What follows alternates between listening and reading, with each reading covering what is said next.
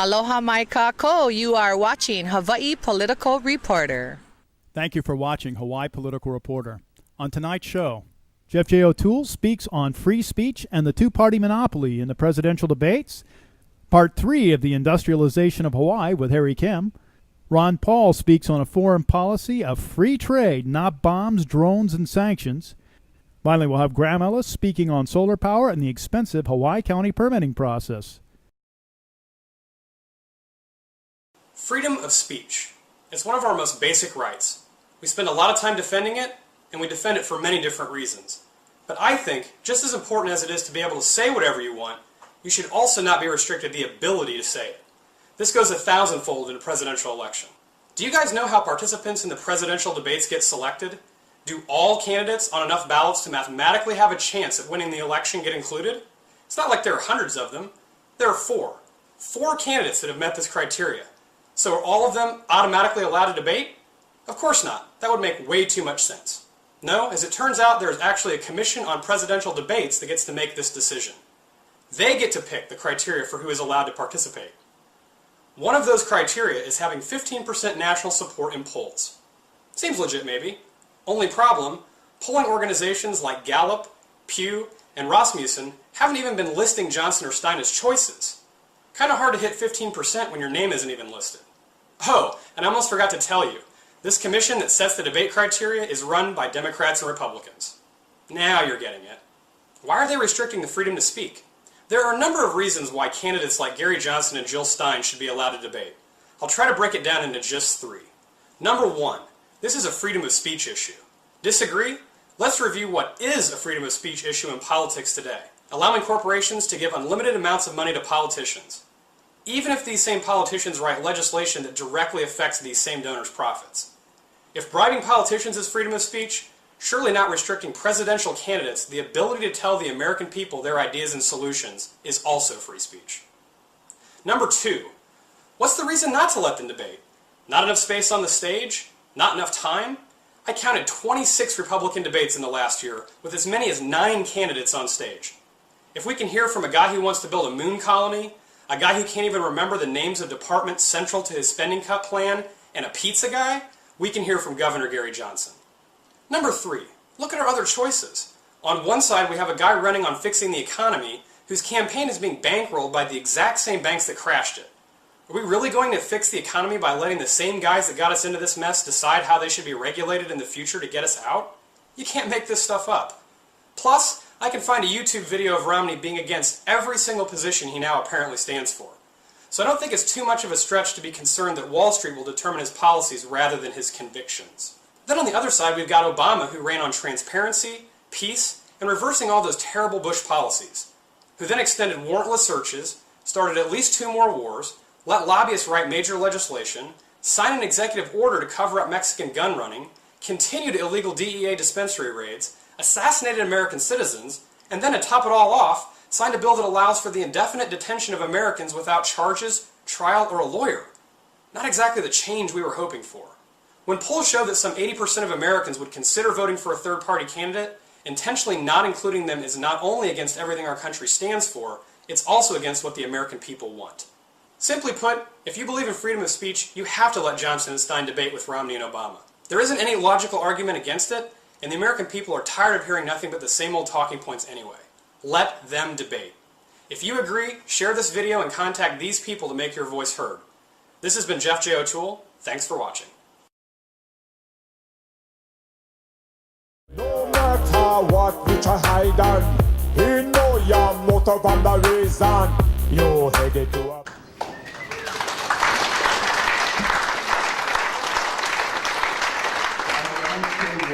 I don't know how long Bob wants me to stay up here. I was asked to speak about what is happening, what we're up against. This community that I met with are people, some of them I worked with, some of them which I did not. They know me fairly well, and those have worked with me for over 8 to 10 years. I do not know what is happening. It is atrocious. And this is what I told them. I'm hurt, I'm disgusted, I'm confused, How can you people do this to our land, our air, our water, and the people of this land? How can you disregard the years of work of planning in regards to Act 97, which took away most of the local control on geothermal? How can you take away the subzones, which was atrocious in a way, because if you look at the dictation of subzone, it's supposed to involve the community. And you did not in 1984. And look at the stroke of a pen, what you did. On a stroke of a pen, took away the geothermal, 4 geothermal subzones in Puna. What did you replace it with? Practically as a geothermal. What did you replace that with? Elimination of the county government. Of course, and the powers indeed to disregard people of this land and the land. This is what I asked the governor, and I do credit and I do thank Governor Abercrombie and Lieutenant Governor Schultz, because at that time I was not an announced candidate. I was pissed, so they all. I better watch my language, right?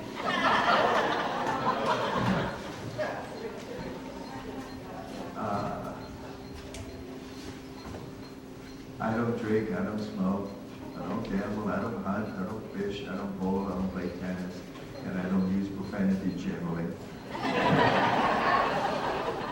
Really, my son is 44 years old, he's never heard me use certain words. This is what paper, a day a week, he was going to come up with some major announcements of geothermal.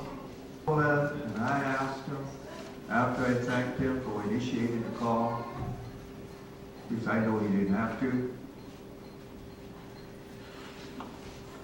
please don't do anything. Don't listen to Harry Kim. Don't listen to the people of Puna. Don't listen to your staff. Get out of this area and try to find out what is true. I want you to call. You must have some real good people of professionalism in California, elsewhere in this world, and show them Act 97 and ask them only one question. What do you think?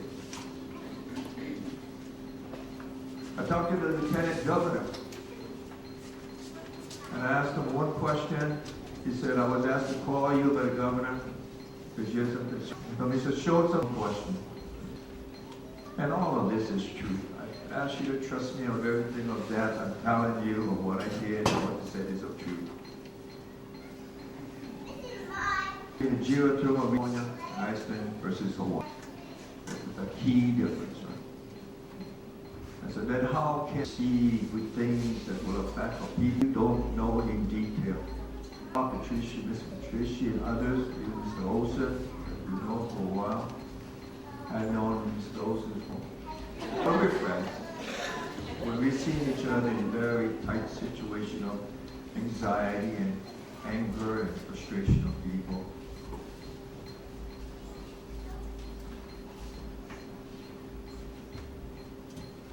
I do not understand why he had to tell the governor and the lieutenant governor what he just said. Isn't it that the government that we should trust, that should answer and present to you every simple question that you may have, everything that will that you have it to be? Kind of disgusted about a house. I still to trust the rest of the world with a government that is told who wants to even get near that. This is our government. This is your government. I need you to trust us. And I know we have to earn that trust. I know you don't just ask for it, you earn it. On geothermal, when I told the lieutenant governor that, I do not understand why you can proceed. When I went to Honolulu, and I'm not making any of this up, and this is not to make fun of somebody, this is to illustrate the problem you have to proceed from here. Just like some of you, your information is misinformed. You should know that. Our goal from here on in is of truth, so they cannot debate you. When I went to Honolulu and spoke before the commission, people who supported it to eliminate EIS, EAS, and to possibly make state lands available for it. And there were speakers in front of me, and one of the speakers stated that when this is passed, which is the removal of EIS and EAS requirement for any exploratory drilling, that he knows there were about 20 drilling companies waiting to come. I was the next speaker, and I knew my task of trying to change the vote around was very, very small. And I knew that because I was told that it's a done deal. The subcommittee voted 6 out of 7 to vote for it. I was approaching the general committee, and all it needed was 2 more votes, 15 members total, 8 to make a simple majority, and this would be law. Just that simple. And I told them that before testifying to you, I was concerned. But right now, I'm scared. I'm scared because of what I just heard of drilling companies waiting to come. I'm scared because the man in charge of the state of Hawaii for the land and natural resources says to the Star Honolulu Advertiser 2 days before that hearing, and you can look it up. What are they so concerned about? It's like drilling for water. That's what was said. The issue here is not whether he was right or wrong. The issue is that he, like the governor, the lieutenant governor, all the powers in be, have got to stop. They've got to talk to you. They've got to review. We've got to stop our goddamn haggling and know what the main issue is. I opened up a statement in regards to the Planning Commission simply by saying, because I knew that I got to put this in writing. I've been blackballed before with irradiation when I said irradiation plants shouldn't be built in the tsunami zone. Next thing, hurricanes against irradiation plants. Gee, that's not what I said. But that's how they live. Like some of you bunch of hippies and drug dealers and everything else, that's what you're grumbling about.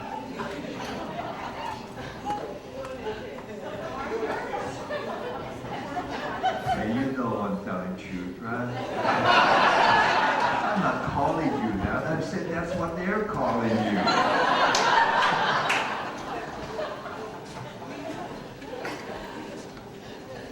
We've got to go for truth. And he doesn't know it. But he did you and me and everybody else a big favor by publicly stating and showing his lack of information that drilling for geothermal is like drilling for water. We can use that alone to the government and all the powers in be. This is what we have of knowledge. There's so much information out there. Should we not put the brakes on everything? Get an objective body to really review this the way it should be done in the first place.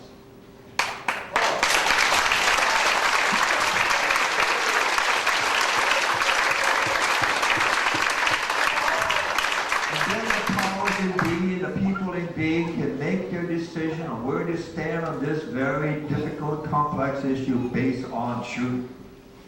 And that's the way it should be. I ask of you, we need to get there. And I will close with this. I am sorry we are here. You're not supposed to be this way. Thank you.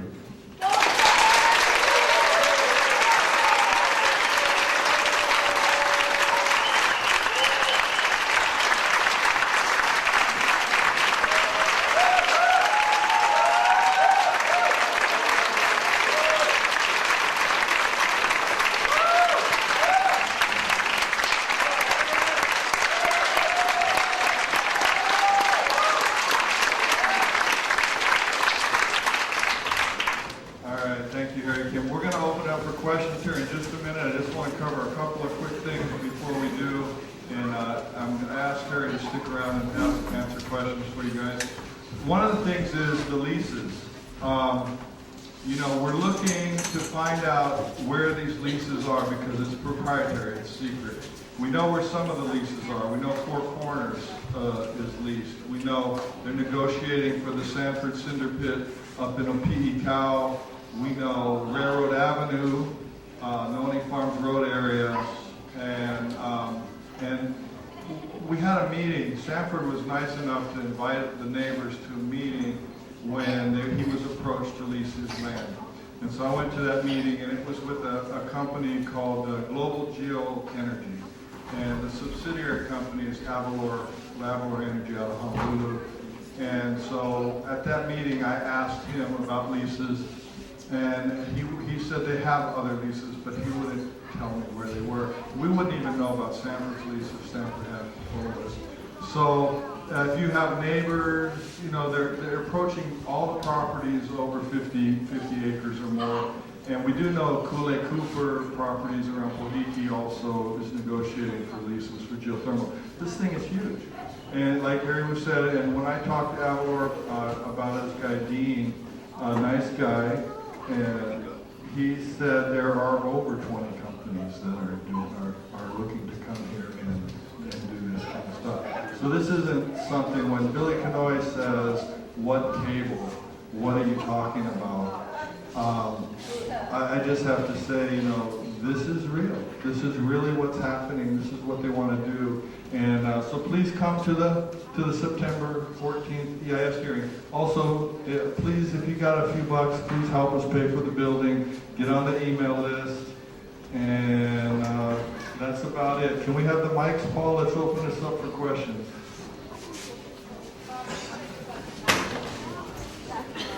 Sorry, I couldn't hear you. About the meeting tomorrow. What do you mean? Will we have a booth? Do we have a booth? Oh, I don't think that's necessary. There's a thing at Pohiki Beach tomorrow. We're going to have a booth there. Some of the pro geothermal are going to have a booth there. We're just doing education, so it's not a protest or anything like that. So there's a protest tomorrow? There is not a protest tomorrow. It starts at 10 o'clock. It starts at 10 o'clock and it ends at 4 o'clock. They're going to have music, and games, and kids. And really, I think, you know, Harry's kind of hit this on the head, and we have people, Jeff Last, that it's an education thing. You know, we got to talk to each other. And because I think I understand the issue pretty well, and if we get everybody to be able to understand the issue, we'll be in a lot better position. Joyce. Can you get a mic?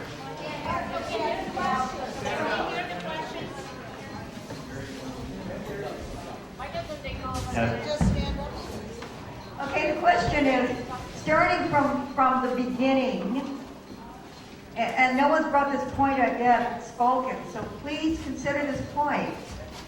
There was no legal right for any geothermal drilling in the rib of the world's most active volcano in length, if not in velocity, right in the middle of where people live. And you're talking about Opihikau? People live in Opihikau. That's right next door to Leimani. Why are you mad at us? I'm not. I'm sorry. My life is threatened.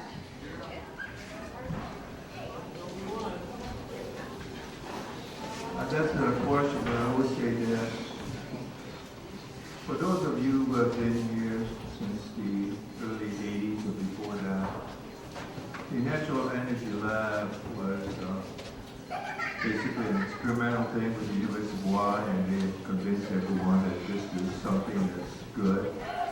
It's an experimental thing. It's 2 years and it terminates.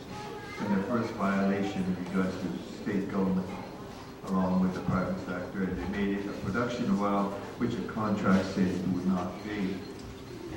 It was at that point that I think our greatest failure came, that we government, and I was civil defense at the time, that we government did not speak up to the whole project and stop everything there, because when it was closed by the government in 1988, was picked up for the production plant that you see now in 1990, and the blowout occurred in 1991. You know, we all go through life with certain kind of job responsibilities, and certain things we're proud of, and certain things we're not. And if this sounds a little blatantly already bragging, I am proud of certain positions taken. One of the requirements of my law, because of the geothermal resource permit system reviewed by your planning commission, required what they call an emergency response plan be done by geothermal before they could go ahead with production. And to be reviewed and approved by civil defense. When you have a staff of only 2 people, you know, civil defense sounds nice, but there's only 3 people. And so the plan came to me, and I rejected it for several reasons. The plan came back again, and I rejected it again. And this is why, among other reasons of which I am proud of and which I'm sorry for, private business should never, ever dictate to government and to the public in regards to an emergency status.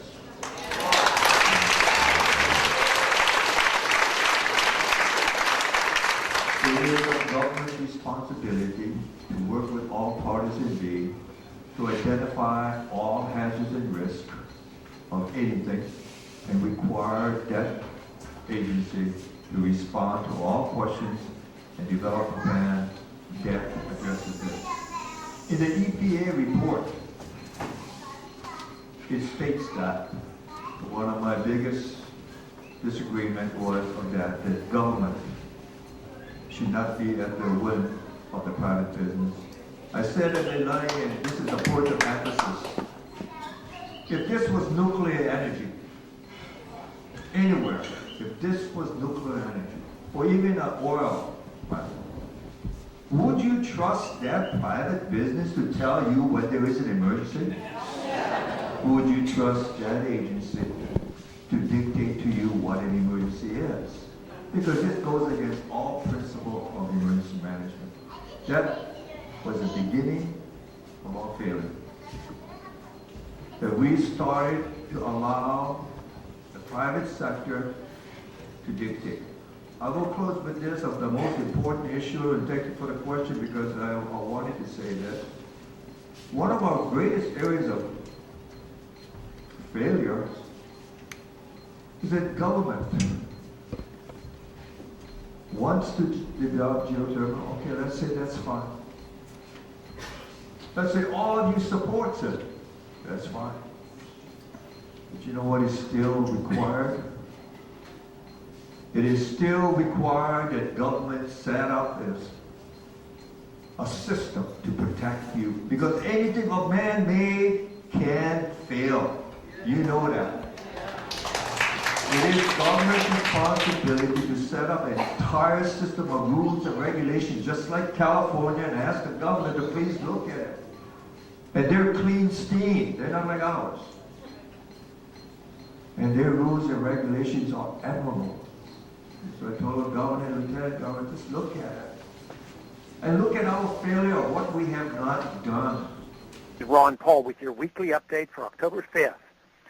What if tomorrow morning you woke up to headlines that yet another Chinese drone bombing on U.S. soil killed several dozen ranchers in a rural community while they were sleeping?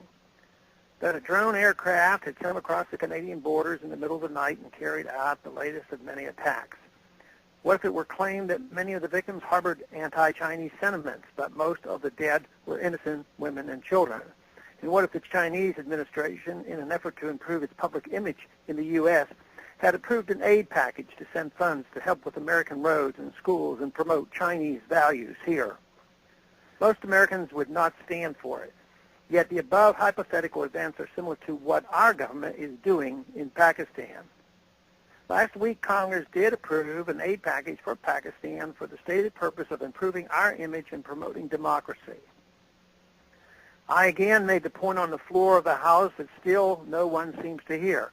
What if this happened on U.S. soil? What if innocent Americans were being killed in repeated drone attacks carried out by some foreign force who was trying to fix our problems for us? Would sending money help that image? If another nation committed this type of violence and destruction on our homeland, would we be all interested in adopting their values? Sadly, one thing that has entirely escaped modern American foreign policy is empathy. Without much humility or regard for human life, our foreign policy has been reduced to alternately bribing and bombing other nations, all with the stated goal of promoting democracy. If a country democratically elects a leader who is not sufficiently pro-American, our government will refuse to recognize them, will impose sanctions on them, and will possibly even support covert efforts to remove them. Democracy is obviously not what we are interested in. It is more likely that our government is interested in imposing its will on other governments. This policy of endless intervention in the affairs of others is very damaging to American liberty and security. If we were really interested in democracy, peace, prosperity, and safety, we would pursue more free trade with other countries. Free and abundant trade is much more conducive to peace because it is generally bad business to kill your customers. When one's livelihood is on the line and the business agreements are mutually beneficial, it is in everyone's best interest to maintain cooperative and friendly relations and not kill each other. But instead, to force other countries to bend to our will, we impose trade barriers and sanctions. If our government really wanted to promote freedom, Americans would be free to travel and trade with whomever they wished. And if we would simply look at our own policies around the world through the eyes of others, we would understand how these actions make us more targeted and therefore less safe from terrorism. The only answer is to get back to free trade with all and entangling alliances with none. It is our bombs and sanctions and condescending aid packages that isolate us. Found another guy. This is Graham. He's got some interesting points of view. How about telling us what's going on, Graham? Thanks. I've lived on solar power here for 28 years, and we've already got the solution for energy on the island here, no doubt about it. I've got panels that are still working after 25 years. Some of my observations are that when I bought them originally, they were $5 a watt, and now the price of solar panels is $1.25 a watt.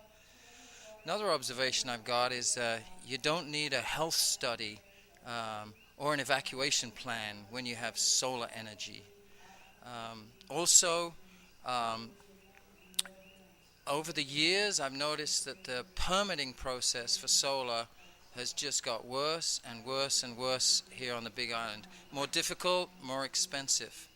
Now, why is it that states like Vermont and Colorado have passed legislation allowing their residents to install solar energy up to 5 kW with no permits at all, but we can't do that on the Big Island here or in the state of Hawaii?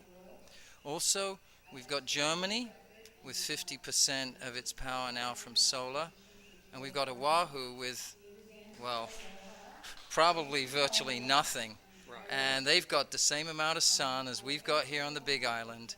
That's the solution, solar power on every roof. Hi, I'm Jesse Ventura.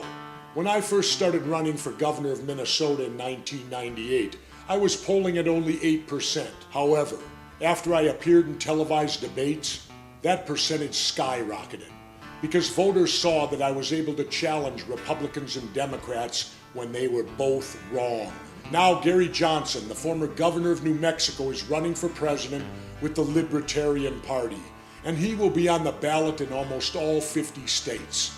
Isn't it time we allowed a credible third-party candidate into our presidential debate? In 1913, the money power of the country was taken away from the people, but it was given up in the Federal Reserve Act. The Federal Reserve is no more federal than Federal Express. You try a hide and destroy a freedom man. You seek agenda, we know you anti-American. You come forward American Constitution. 1913, corrupt in the system. Devalue dollar, hyperinflation. The Federal Reserve, controlled by Lucifer.